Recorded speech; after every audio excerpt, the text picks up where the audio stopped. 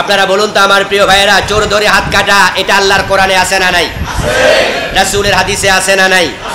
রাসূল যে ইসলাম রেখে গেছিলেন সেই ইসলাম এটা কার্যকর ছিল কিনা? কিন্তু এখন কি সেটা আছে? কারা বাদ দিল? বাদ দেওয়ার কিছু লোক তো আছে। জেনা করলে পুরুষ মানুষ, বিবাহিত নারী বিবাহিত পুরুষকে পাথর মারতে হবে, রাসূলের ইসলামে এটা ছিল কিনা? এই আইন কি বাংলাদেশে আছে? অবিবাহিত 100 বেত লাগাতে হবে, কোরআনে আছে কিনা?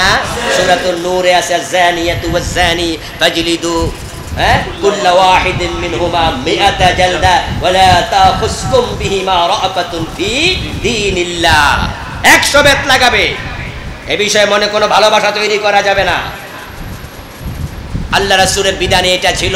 জেনা করলে বাংলাদেশে 100 বেতের আইন কি চলমান আছে? তো রাসূলের ইসলাম এগুলো বাদ দিল কে? মদ পান করলে 80 বেত লাগাতে হবে এমন আইন ইসলামে ছিল কিনা? বাংলাদেশে মদ নাই, কিন্তু 80 বেতের আইন কি চলমান আছে? রাসূলুল্লাহ বলবেন আমার ইসলামে এগুলো কে বাদ দিয়েছিলে? আমি তো রেখে গিয়েছিলাম।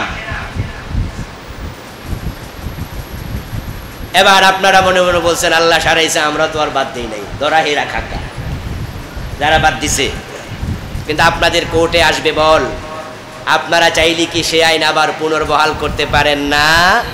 ব্রিটিশরা বাদ দিয়েছিল, অথবা যখন 72-তে নতুন সংবিধান বাংলাদেশের জন্য তৈরি হলো তখন ডক্টর কামাল হোসেন সাহেবরা বাদ দিয়েছিল, কিন্তু তারা তো এখন আর নাই। যারা বর্তমান পজিশনে আছে তারা কি চাইলে একবার হ্যাঁ বলে সংসদ ভবনে চোর ধরে হাত কাটার আইন চালু করতে পারে না? রাসূল বলবেন কেন করো নাই? সহকান লিমান গায়্যারা দীনি, আমার দিনের মাঝে পরিবর্তন করেছো তারা দূর হও। এবার যারা বেদাত বানাইছে, নতুন নতুন করে ইসলামে বিভিন্ন জিনিস ঢুকাইছে, ওরা কি পরিবর্তন করে নাই? এই জন্য যারা বাদ দিছে তারাও পরিবর্তনকারী, এবং যারা নতুন করে ঢুকাইছে তারাও পরিবর্তনকারী। আর যারা এই দিনের মাঝে পরিবর্তন করবে তাদের জন্য হাউজে কাউসারের পানি নাই। আচ্ছা, আমার আলোচনা যারা শুনছেন, হাউজে কাউসারের পানি খাওয়ার শখ আছে? তাহলে কি বেদাত করা যাবে? ইসলামের কিছু বাদ দেয়া যাবে না? ফাত্তাবিউনি ইউহিব্বুকুমুল্লাহ, ওই জায়গায় ফিরে আসতে হবে।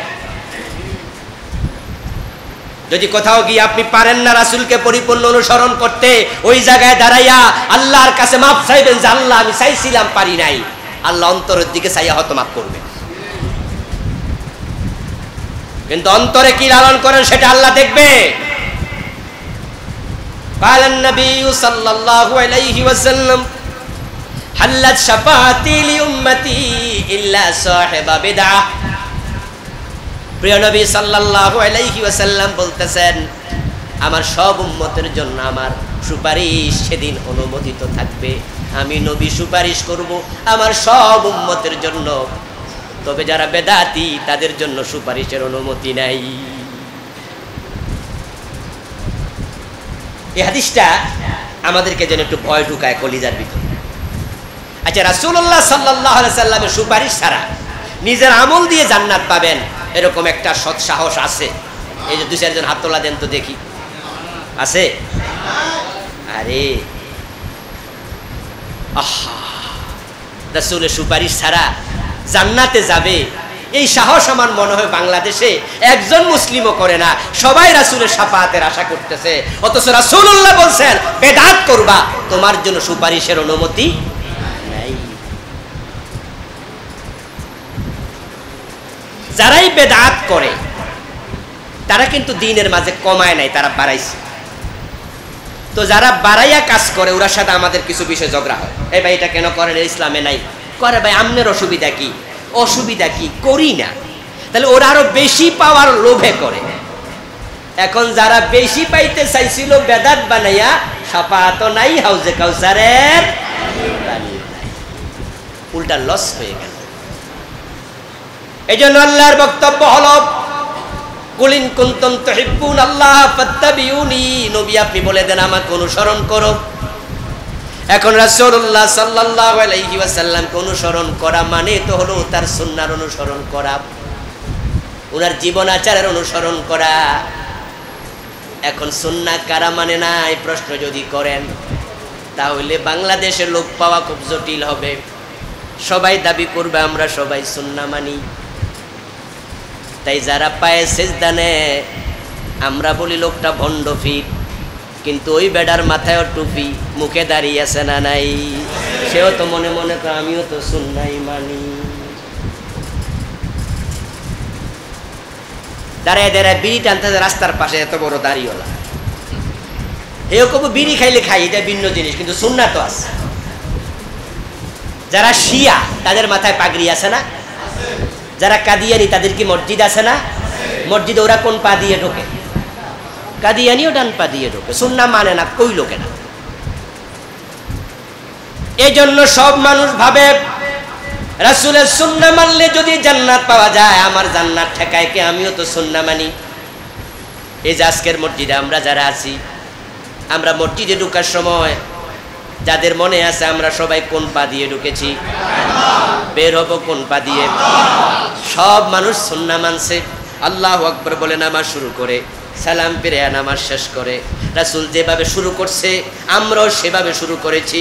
রাসূল সাল্লাল্লাহু আলাইহি ওয়াসাল্লাম যেভাবে শেষ করেছে আমরা সেভাবে শেষ করেছি। সুন্নাহ মানি না কইল কে? সবাই সুন্নাহ মানছে। তাই মনে মনে আমরা ভাবি খুশি, জান্নাত আমারটা কমপক্ষে নিশ্চিত।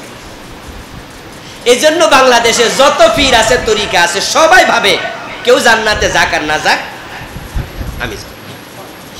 আটরশি বলেন, দেওয়ানবাগ বলেন, চরমনাই বলেন, সরসিনা বলেন, জামাত ইসলাম বলেন, নেজাম ইসলাম বলেন, যত দল আছে, শিয়া বলেন, রাফিজি বলেন, কাদিয়ানি বলেন, খারিজি বলেন, কুল্লু হিজবিম বিমা লাদাইহিম ফারিহুন। সবার একটাই কথা, বেহেশতে যাবে এক দল, উম্মত হবে ৭৩ দল, জাহান্নামে যাবে ৭২ দল। তবে এক দল যেটা, সেটা হইলাম আমরা। এজন্য সবাই ভাবছে ওরাই জান্নাতে। আল্লাহ সেটাই বলছেন, কুল্লু হিজবিম বিমা লাদাইহিম ফারিহুন। সবাই নিজেটা লইয়া খুশি। কিন্তু আমি আপনাকে বলবো দোস্ত, আপনার ইসলাম রাসূলের মাপে মিলাইয়েন। রাসূলের মাপে মিলবে না, উম্মত হইয়া জান্নাতের আশা করে কোনো লাভ নাই। এখন সুন্নাহ আমরা মানি না, তাও কিন্তু ঠিক না। সুন্নাহ কম বেশি আমরা সবাই মানি, কিন্তু একটা জায়গায় প্রবলেম হয়ে গেছে, সেটা হলো আমরা নিজেরা সুবিধা মতো মানি। সুবিধা আছে যেখানে সুন্নাহ মানি সেখানে, অসুবিধা যেখানে সুন্নাহ মানি না সেখানে। উদাহরণ দিলে আরো সহজে বুঝবেন। আমাদের ঢাকা জজকোর্ট আছে না? কথা বলেন না ভাইয়ের? আছে। পুরান ঢাকার জজকোর্টে জোহরের নামাজের যখন আজান হয়, ওই জজকোর্টে ম্যাজিস্ট্রেটরা নামাজি ম্যাজিস্ট্রেট এমন কি নাই? হাইকোর্টের বিচারক ৫ ওয়াক্ত নামাজ পড়ে এমন বিচারক আছে। জজকোর্ট মসজিদে যখন জোহরের নামাজ পড়ার জন্য ম্যাজিস্ট্রেটরা গেল, জজ সাহেব গেলেন, রাসূলের সুন্নাহ ফলো করে সবাই ডান পা দিয়ে ঢুকছে। সব জজ সুন্নাহ মানছে, বিচারকরা সুন্নাহ মানছে। আল্লাহু আকবার নামাজ শুরু করলো। জোহরের নামাজ ২ রাকাত পড়াইয়া ইমাম সাহেবের উচিত ছিল উনি আত্তাহিয়াতু পড়ার জন্য বসবেন, কিন্তু উনি ভুইলা উনি দাঁড়াতে শুরু করছে। আমরা কি দাঁড়াবো না লোকমা দেব? ম্যাজিস্ট্রেট সাহেব লোকমা দেবে না? জজ সাহেব দেবে না? রিকশাওয়ালা, ঠেলাওয়ালা, দিন মজুর, যত মুসল্লি আমরা সবাই লোকমা দেব। হুজুর রাসূল কিন্তু ২ রাকাত পড়ে বসছে, আপনি দাঁড়াইছেন, রাসূলের সাথে মিলে নাই, এই জন্য লোকমা দিলাম। তাহলে সুন্নাহ মানি না কইল কোন হুজুর? এই যে আমরা মানছি, লোকমা দিলাম, নিজে মানি, ইমাম সাহেবরাও মানানোর জন্য লোকমাটা দিলাম।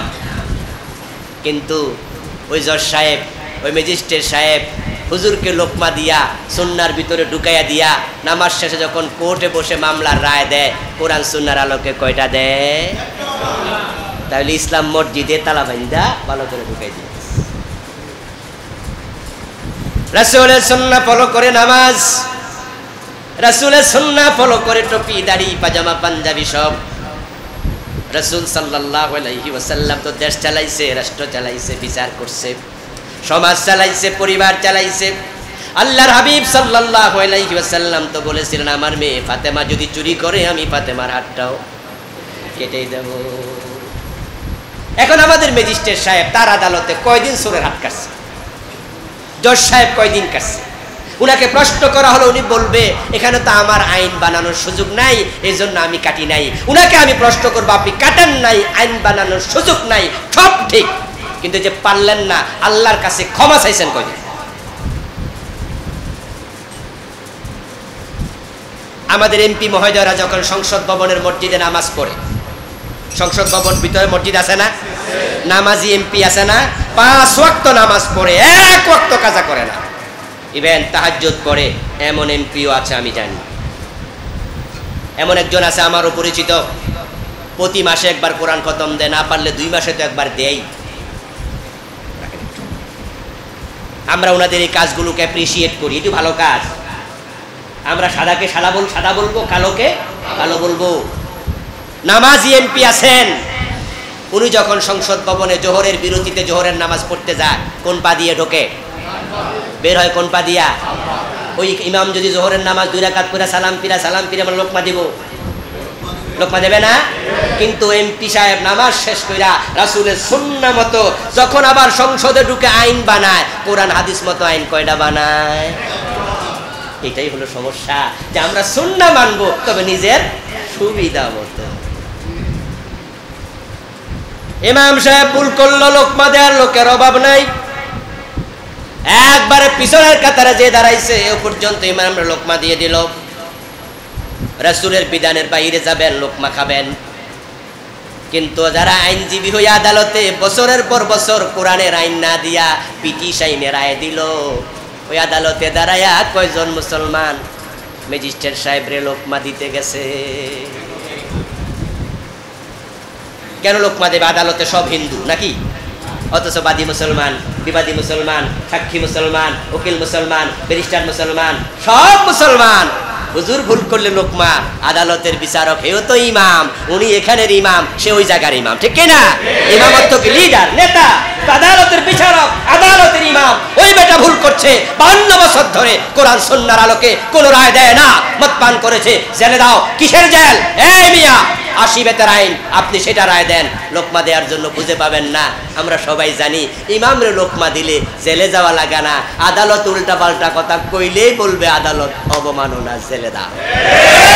বিপদ আছে যেখানে, সুন্নাহর দরকার নাই হলো আমাদের। এক বিগত একটা মেসওয়াক কিনে ঢাকা শহরে যত ইমাম সাহেব আছে, আপনাদের বিশেষ করে ধরেন এই থানায়, এই সংসদীয় আসনে মসজিদ সংখ্যা যদি 1000 হয়, 1000 ইমাম সাহেবের কাছে যাবেন, মেসওয়াক করার বিধান কি, হুজুর একটু কাগজে লিখে দেন। 1000 ইমাম ফতুয়া দেবে সুন্নাহ সুন্নাহ সুন্নাহ, একজন দ্বিমত করবে না। যে ইমাম সাহেবের পকেটে মেসওয়াক নাই, তিনিও বলবে সুন্নাহ। হয়তো আমি করি না, এটা আমার দোষ, কিন্তু হাদিসে আছে রাসূল মেসওয়াক করেছেন, এই জন্য এটা সুন্নাহ বলতেই হবে। সবাই একমত, 1000 ইমাম সাহেব সুন্নাহ বলে দেবে। কিন্তু পরের সপ্তাহে 2.5 হাত লম্বা একটা তলোয়ার নিয়ে বললেন, অন্যায় করলে অন্যায়ের বিরুদ্ধে প্রয়োজনে তলোয়ার হাতে নিয়ে জিহাদ করার বিধান কি? হুজুর একটু গত সপ্তাহের মতো লেখা দেন। অনেক হুজুর কইব চাকরি খাইতে আইছো, এখন জিহাদ করার ব্যাপারে লিখে দিব, জিহাদ করা ফরজ, অন্যায়ের বিরুদ্ধে জঙ্গির মামলা খাওয়ার সম্ভাবনা আছে।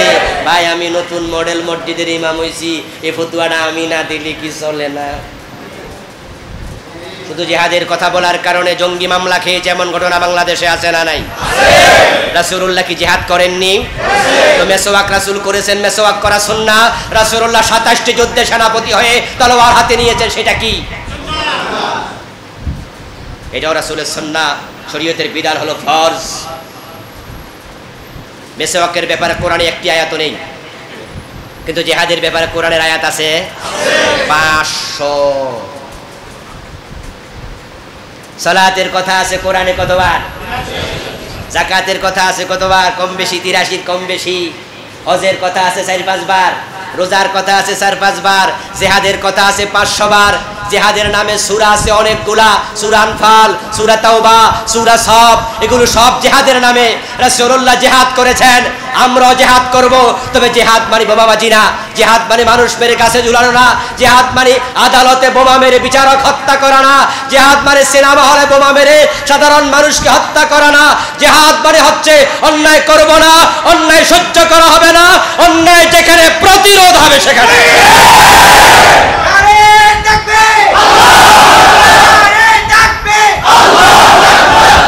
আমার ভাইয়েরা, রাসূলের সুন্নাহ একবারে শুরু হবে পাকঘর থেকে, রাসূলের সুন্নাহ রাসূলের সাথে চলে যাবে সংসদ ভবনে, ঠিক না?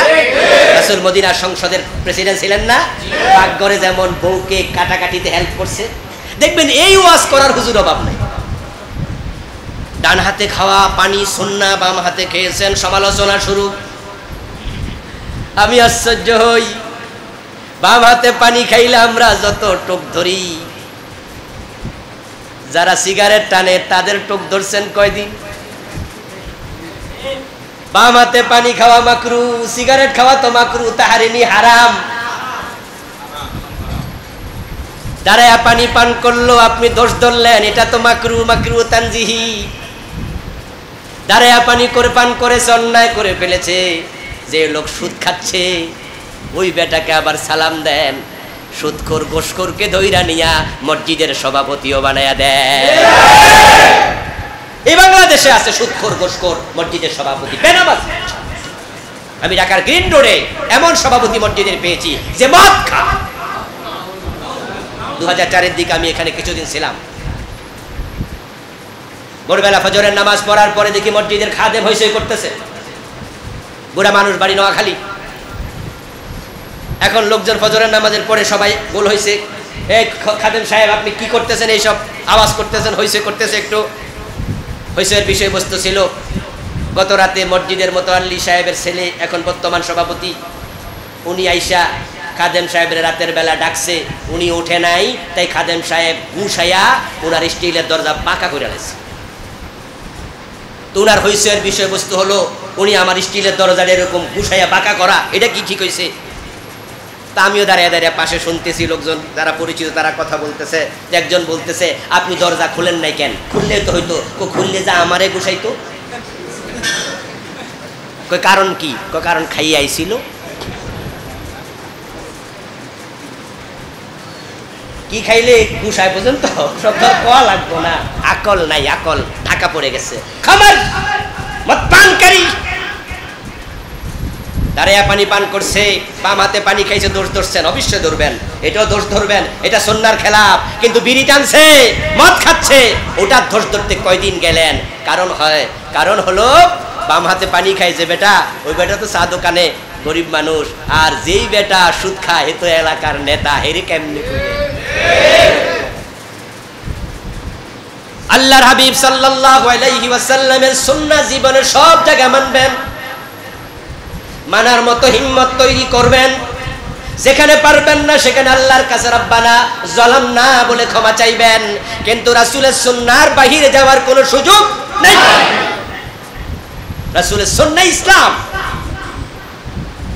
সুন্নাহ মানে তরিকা, সুন্নাহ মানে সিস্টেম। আল্লাহর হাবিব হচ্ছেন আমাদের জন্য জীবন্ত কোরআন। রাসূলকে বাদ দিয়া, সুন্নাহ বাদ দিয়া কোরআন বোঝা যায়? অসম্ভব। ইদানিং কালে কিছু অতি বুদ্ধিমান লোক বের হয়েছে যারা বলে হাদিসের দরকার নাই, হাদিস সুন্নাহ তো হাদিস নাকি, বলে হাদিস লাগে না, কোরআন এনাফ। ওদের নাম হলো আহলে কোরআন। এটা একটা ফিতনা। এটা আপনাদের কাছে হয়তো এখনো মেসেজ আসে নাই, আল্লাহ আপনাদের হেফাজত করুক। এসে গেছে অনেকের কাছে। রাসূলুল্লাহ সাল্লাল্লাহু আলাইহি ওয়াসাল্লাম বলে গেছেন, কিয়ামতের আগে এমন একটি জামানা আসবে, ইউসবিহুর রাজুলু মুমিনা ওয়া ইউমসি কাফিরা ওয়া ইউমসি মুমিনা ওয়া ইউসবিহু কাফিরা। এমন অবস্থা হবে, মানুষ সকাল বেলায় মুমিন থাকবে, সন্ধ্যা বেলায় কাফের হয়ে যাবে, সন্ধ্যা বেলায় মুমিন থাকবে, সকাল বেলায় কাফের হয়ে যাবে। আমি আল্লাহর কসম করে বলছি, আল্লাহর কসম এই জন্যই করেছি কারণ আল্লাহর কসমের চেয়ে দামি কোনো জিনিস, ভারী কোনো জিনিস আর নেই। যারা বলবে হাদিসের প্রয়োজন নেই তারা ঈমান হারা হয়ে যাবে। কারণ আপনি হাদিস বাদ দিলে, রাসূলের সুন্নাহ বাদ দিলে ইসলাম আর থাকবে না। কিভাবে থাকবে রে প্রিয় ভাই? আল্লাহ তাআলা কোরআন মাজিদে বলছেন, আকিমুস সালাহ, নামাজ কায়েম করো। এখন নামাজ কায়েম করার জন্য নামাজে আইসা খাড়ায়া তাকবীরে তাহরিমা দিয়া নামাজটা শুরু করা লাগবে, এটা তো আর কোরআনে নাই। নামাজ কায়েম করার জন্য শুরুতে সূরা ফাতিহা পড়তে হবে, সূরা ফাতিহা শেষ করে তারপর অন্য সূরা মিলাতে হবে, এটা তো কোরআনে আর নাই। তারপর রুকু একটা দিতে হবে, রুকু দেওয়ার সময় মাথাটা একটু ঝুঁকাতে হবে, এটা তো আর কোরআনে নাই। রুকু থেকে ওঠার পরে সেজদা দুটা দিতে হবে, ওই সেজদা দেওয়ার সময় মাজাটা একটু ভেঙ্গে কাত করে কপালটা মাটিতে ঠেকায়া দিতে হয়, এইভাবে সেজদা দিতে হয়, এটা তো কোরআনের কোথাও নাই। মাগরিবের নামাজ 3 রাকাত পড়তে হবে, জোহরের পরও 4 রাকাত পড়তে হবে, এটা তো কোরআনের কোথাও নাই। এখন যদি আপনি রাসূলের সুন্নাহ বাদ দেন, তাহলে নামাজের অস্তিত্ব আর থাকে না। রাসূলুল্লাহ সাল্লাল্লাহু আলাইহি ওয়াসাল্লাম হলেন জীবন্ত কোরআন, উনি কোরআনের ব্যাখ্যা। মা আয়েশা রাদিয়াল্লাহু তাআলা আনহাকে প্রশ্ন করা হয়েছিল, ও মা আয়েশা, একজন তাবী প্রশ্ন করলেন, রাসূল সাল্লাল্লাহু আলাইহি ওয়াসাল্লামকে চোখে দেখার সৌভাগ্য আমার হয় নাই, আমি আপনার কাছে জানতে আসলাম প্রিয় নবী কেমন ছিলেন, তার চরিত্রটা কেমন ছিল, আপনি দয়া করে একটু বলুন। মা আয়েশা রাদিয়াল্লাহু তাআলা আনহা ওই তাবীকে প্রশ্ন করলেন উল্টা, আওয়ালাম তাকরাইল কোরআন, ও আল্লাহর বান্দা, রাসূলের চরিত্র কেমন জানতে এসেছো আমার কাছে, তুমি কি আল্লাহর কোরআন পড়ো না? ওই তাবী জবাব দেন, হ্যাঁ মা, আমি তো আল্লাহর কোরআন পড়ি। এবার মা আয়েশা বললেন, খুলুকুল কোরআন, যদি তুমি কোরআন পড়ো, কোরআনটাই তো রাসূলের চরিত্র। সুবহানাল্লাহ, তিনি তো জীবন্ত কোরআন, কোরআনের বাহিরে, ওহির বাহিরে বলেননি, ওহির বাহিরে চলেননি, ওহির বাহিরে চিন্তাটাও করেননি, উনি তো চলমান কোরআন, জীবন্ত কোরআন। এজন্য আল্লাহ তাআলা আমাদেরকে বলছে, তোমরা আকিমুস সালাহ, সালাত কায়েম করো। আচ্ছা, কোরআনে আমাদেরকে আল্লাহ বললেন সালাত কায়েম করো, রাসূলুল্লাহকে কি বললেন দেখেন, খুয মিন আমওয়ালিহিম সাদাকাতান তুতাহিরুহুম ওয়া তুযাক্কিহিম বিহা ওয়া সাল্লি আলাইহিম। ও নবী, আপনি আপনার উম্মতদের ধনী মানুষ থেকে যাকাত তোলেন, গরিবদের মাঝে বন্টন করেন, যাকাত তোলার মাধ্যমে তারা পবিত্র হবে, তাদেরকে পবিত্র করবেন, তাদের মাল বৃদ্ধি হবে। ওয়া সাল্লি আলাইহিম, ও নবী আপনি তাদের জন্য সালাত করেন। আমাদেরকে বলছে আকিমুস সালাহ, নামাজ করো, সালাত করো। এই আয়াতে রাসূলকে বলছে সাল্লি আলাইহিম, যারা যাকাত দিছে আপনি তাদের জন্য সালাত করেন। আরেক আয়াতে জানিন্নাল্লাহ ওয়া মালাইকাতাহু ইউসাল্লুনা আলান নবী, নিশ্চয় আল্লাহ এবং ফেরেশতারা রাসূলের উপরে সালাত পড়ে। একই শব্দ 3 আয়াতে আসছে। আপনারাই বলুন তো, আল্লাহর সালাত আমাদের সালাত একরকম? কথা বলতে হবে। আমাদের সালাতে রুকু আছে, সেজদা আছে, আমরা সেজদা কারে দেই? রুকু কার সামনে করি? তো আল্লাহ কয় আমিও তো সালাত করি আমার রাসূলের উপরে। এখন আল্লাহর সালাতে কি আমাদের মতো রুকু সেজদা আছে? খুয মিন আমওয়ালিহিম সাদাকাতান তুতাহিরুহুম ওয়া তুযাক্কিহিম বিহা ওয়া সাল্লি আলাইহিম। ও নবী, যারা যাকাত দেয় আপনি তাদের জন্য সালাত পড়ুন। এখন রাসূলকে আমাদের জন্য নামাজ পড়ে, তাহলে বুঝা গেল এক সালাতের 3 অর্থ 3 আয়াতে। এখন যদি হাদিস না মানেন, তাহলে 3 আয়াতে সালাতের 3 অর্থ বের করার সুযোগ কিয়ামত পর্যন্ত নাই। এবার রাসূলুল্লাহ সাল্লাল্লাহু আলাইহি সাল্লাম বুঝাই দিয়েছে, আমারে যে আল্লাহ বলছে সাল্লি আলাইহিম, এই সালাত মানি ও নবী যারা আপনার কাছে যাকাত দিছে আপনি দোয়া পড়া দেন, সুবহানাল্লাহ পড়েন। আপনি বলেন, ও আল্লাহ তাদের যাকাত কবুল করো। ও আল্লাহ, যারা আমার কাছে তোমার দ্বীনের জন্য, গরিবদের জন্য যাকাত দিছে তাদের মাল বাড়ায়া দাও। এটা রাসূলের সালাত। তুমি রুকু করো, সিজদা করো। রাসূলুল্লাহ এবার বলছে সাল্লু কামা রাআইতুমুনি উসাল্লি, তোমরা আমাকে দেখো আমি নামাজ পড়ি যেভাবে তোমরাও নামাজ পড়ো সেভাবে। এখানে সালাত হলো এটা, ইন্নাল্লাহা ওয়া মালাইকাতাহু ইউসাল্লুনা আলান নবী, আল্লাহ রাসূলের উপরে সালাত পড়ে।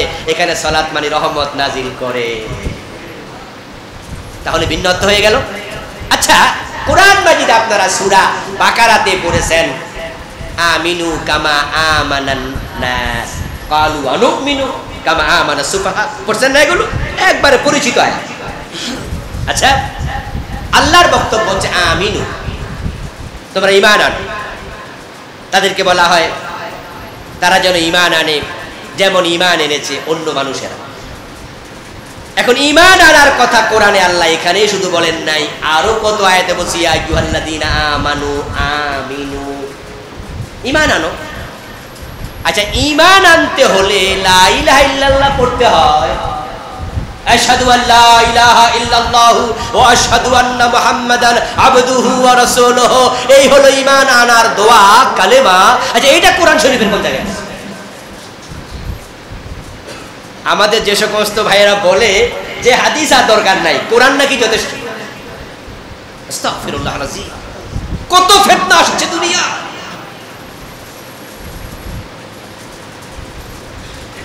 গত গভর্নমেন্ট, বর্তমান গভর্নমেন্ট নয়, এই সরকার নয়, আগের সরকারের একজন প্রতিমন্ত্রী, উনার সাথে আমার একটা বিতর্ক এক জায়গায় হলো।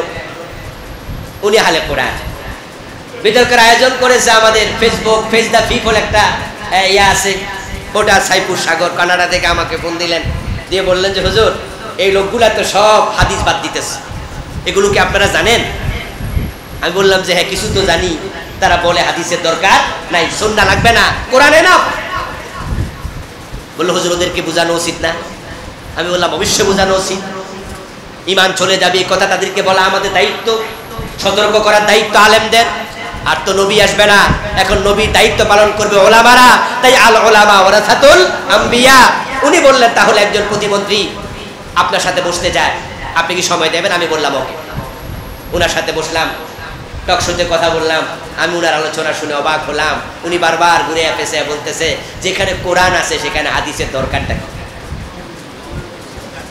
আমি তখন ভাইকে ভাবলাম যে দলিল দিয়া তো বুঝানো ওনাকে জটিল, উনি জেনারেল শিক্ষিত মানুষ, একটু ঘুরে পেছে বললাম ভাইজান আপনি কি বিবাহিত? বললেন হ্যাঁ হুজুর। তো বললাম যে কোরআনে আছে বিবাহ করো, ফানকিহু মা তাবা লাকুম মিনান নিসাই মাসনা ওয়া সুলাসা ওয়া রুবা, আরো কোরআনে আছে বিয়ের কথা। আল্লাহ বলছে বিয়ে করো, আপনি কোরআন থেকে শুনে বিয়ে করছেন? কজি হুজুর। তো বিয়ে করার সময় ইজাব কবুল কইছেন নি? কইছি। আমি কই কোরআনে কোন জায়গায় আছে এটা একটু বল। এই যে আপনি বিয়েটা করলেন, বিয়ের কথা কোরআনে আছে, কিন্তু ইজাব দিতে হয়, কবুল করতে হয়, এইটা কোরআনে কোথায় আছে? কয় হুজুর এটা তো হাদিসে আছে। তো আপনি তো বলছেন হাদিস লাগে না, তো বিয়ে করবেন কেমনে? এইটা আবার কোন? কয় না হাদিস সহিহ হইলে মানি। আমি বললাম এটা তো আমাদেরও কথা, ঠিক কি না? আমরা কি জাল হাদিস মানি? এভাবে যখন ভাইকে আমি বিভিন্ন পয়েন্টে ধরলাম বুঝাতে, আমি সমর্থ হলাম। উনি মাঝে মাঝেই ফিরে আসে, এসে বলে সহিহ হইলে মানি, সহিহ হইলে মানি। তাহলে আমরা বলি আমাদের দ্বিমত নাই, কিন্তু রাসূলের হাদিসের প্রয়োজন নাই, এই কথা বললে ঈমান থাকবে না। ফাত্তাবিউনি, এই আয়াত মানবেন কেমনে? যেটা এতক্ষণ আমি ওয়াজ করলাম, কুল ইন কুনতুম তুহিব্বুনাল্লাহ ফাত্তাবিউনি, হে নবী আপনি বলুন তোমরা আল্লাহকে ভালোবাসতে চাইলে তোমরা আমাকে অনুসরণ করো। এখন হাদিস যদি না মানেন রাসূলকে অনুসরণটা করবেন কেমনে? হজ করার জন্য আমরা বাংলাদেশ থেকে চলে যাই সৌদি আরবে, তারপরে আমরা হজ করব। কোরআনে আল্লাহ বলছেন লিল্লাহি আলান নাস হিজ্জুল বাইত মান ইসতাতা ইলাইহি সাবিলা, যার সামর্থ্য আছে সে যেন হজ করার জন্য আল্লাহর ঘরে চলে যায়। আমরা সবাই হজ করলাম, আল্লাহ বলছে সামর্থ্যবানরা হজ করব, কিন্তু হজ করার জন্য আরাফার মাঠে 9 তারিখে যাওয়া লাগবে। এটা কোরআনের কোথায় আছে? আছে? হ্যাঁ, নাই নাই। যারা পুরা কোরআন তাফসীর সহ পড়েছেন তারা পাবেন, দেখেছেন, অনুবাদ করেছেন। হজ যে আরাফার মাঠে যাওয়া লাগবে এটা তো কোরআনে নাই। এখন আরাফার মাঠে না যাই আপনি হজটা করবেন কেমন?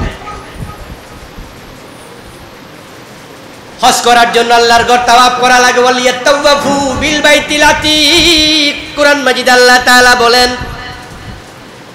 তোমরা আমার এই স্বাধীন ঘর, মুক্ত ঘরে তাওয়াফ করো। হজ করতে হলে তাওয়াফ করতে আল্লাহ বলেছেন, কিন্তু তাওয়াফটা কয়বার করা লাগবে? 7 চক্কর এক তাওয়াফ, এরকম 7 বার ঘোরা লাগবে। এটা তো কোরআনে নাই। এবার রাসূল হলেন আমাদের জন্য মডেল। রাসূলুল্লাহ সাল্লাল্লাহু আলাইহি ওয়াসাল্লাম বলতেছেন, খুযু আন্নী মানাসিকাকুম। ও আমার উম্মতেরা, তোমরা তোমাদের হজ, তোমাদের দ্বীন ইসলাম আমার থেকে গ্রহণ করো। সুবহানাল্লাহ পড়ে। রাসূলুল্লাহর সাথে মিলবে না, কিছু গ্রহণযোগ্য হবে না। আবেগ ইসলাম চলে না। ইসলাম দলিল নির্ভর ধর্ম। মাগরিবের নামাজের ফরজ হয়ে গেল। আরেকটু কথা আগে বলে ফেলি, আমাদের দেশে ইসলামের নামে যে বিদআত খুরাফাত, আমি দুইটা একসাথে নিয়ে আসছি, আলোচনা দুইটা অংশ একসাথে করে ফেলতেছি। এই যে বিদআত যারা চালু করেছেন তাদেরকে জিজ্ঞাসা করলে দেখবেন বলবে, আচ্ছা অসুবিধাটা কি?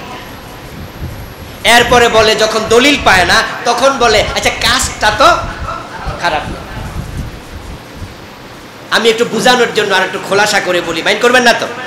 আমি তো চাপাইয়া দিচ্ছি না যে আমার কথাটা আপনাকে নিতেই হবে, এরকম কি একবারও বলছি?